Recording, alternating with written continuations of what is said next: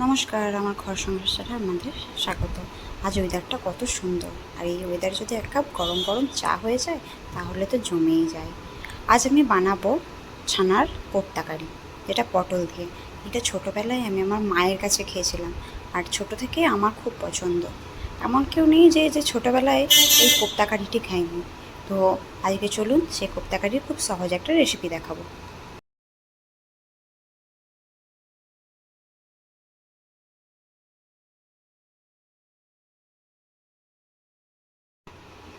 প্রথমে আমি আধা লিটার দুধকে খুব সুন্দরভাবে জাল দিয়ে ভিনেগারের সাহায্যে ছানাটাকে কেটে রেখে দিয়েছি।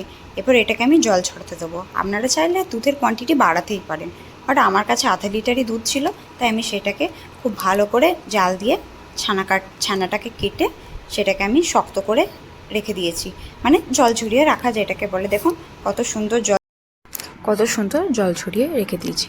এরপর এটার জন্য আমি নিয়ে নেবো, যেহেতু পটল দিয়ে বানাচ্ছি তাই আমি নিয়ে নেবো 2-4টে পটল এবং 2-4টে আলু। এগুলোকে ভালো করে কেটে ধুয়ে নেবো।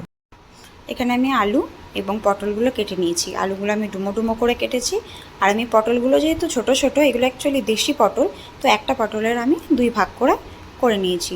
এই পটলগুলো খেতে কিন্তু খুব ভালো। আর যেহেতু আমি নিরামিষ বানাবো, তো তার জন্য একটা পেস্ট বানিয়ে নেবো, ঠিক আছে। তো এতে আমি আজকে আদা বা রসুন কোনোটাই ইউজ করছি না। এর জন্য 2টো কাঁচা লঙ্কা, 1 টুকরো আদা এবং এক টুকরো টমেটো নিয়ে এটাকে ভালো করে পেস্ট করে নেব।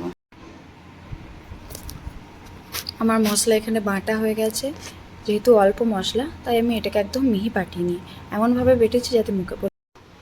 এখানে দেখতে পাচ্ছেন ছানাটা একদম পুরো ড্রাই করে নিতে হবে, ঠিক আছে। এরপর এর মধ্যে কিছু মশলা দিয়ে দেবো। একটু আদার টুকরো ফ্লেভারের জন্য, পরিমাণ মতো নুন, চিনি এবং রঙের জন্য একটুখানি হলুদ গুঁড়ো আর লঙ্কা গুঁড়ো। এগুলোকে ভালো করে দিয়ে মাখিয়ে নেব। সুন্দর মাখা হয়ে গেছে, একটা কি সুন্দর কেশর রং ছেড়েছে। এবার এগুলো থেকে আমি একটা একটা করে লই বানিয়ে নেব। আপনি আপনার মতো বানিয়ে নেবেন। আমি আমার মতো সাইজ করে নিয়েছি। আমার আধা লিটার দুধে 6টা হয়েছে। এবং দেখতে পাবেন এই একটা বড়াগুলো, যেগুলো আমি বেশি পাতলাও করিনি বেশি মোটাও করিনি, আপনি আপনার প্রয়োজন মতো বানিয়ে নিতে পারেন। এগুলো খুব সফট হয়েছে। এবার কড়াইয়ে তেল গরম করে একে পটল, আলু আর কোপ্তাগুলো খুব ভালো করে ভেজে নিয়েছি। দেখুন কোপ্তাগুলো একদম পুরো গোল্ডেন ব্রাউন কালার চলে এসেছে। এবার কড়াইয়ে আর একটুখানি তেল দিয়ে তার মধ্যে জিরে, শুকনো লঙ্কা, এলাচ এবং একটা তেজপাতা দিয়ে দেবো। তারপরে দিয়ে দেবো সেই মশলাটা। এরপর মশলাটা আমরা ততক্ষণ পর্যন্ত কষাবো যতক্ষণ না এর তেল মশলা থেকে ছেড়ে দেয়। মশলাটা কষানো হয়ে গেছে। এরপর এর মধ্যে আমরা দিয়ে দেবো পটল আর আলুগুলো ভালো করে কষানো। পর এর মধ্যে আমরা দিয়ে দেবো জল।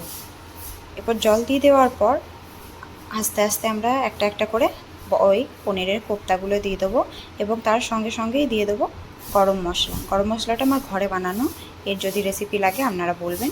এরপর আমরা কি করব, যেহেতু গরম মশলা দিয়ে দিয়েছি, এটাকে এবার গ্যাসটাকে বন্ধ করে ঢাকা দিয়ে দেবো। ঢাকা দিয়ে দেওয়া হয়েছে। 5 মিনিট বাদে আমি নামিয়ে নিয়েছি।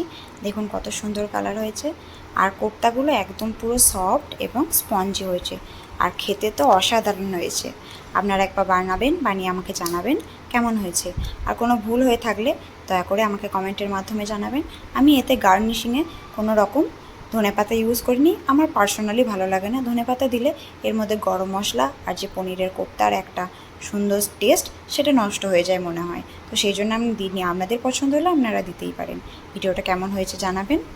ভালো লেগে থাকলে একটা লাইক, সাবস্ক্রাইব এবং শেয়ার করে দেবেন। ধন্যবাদ।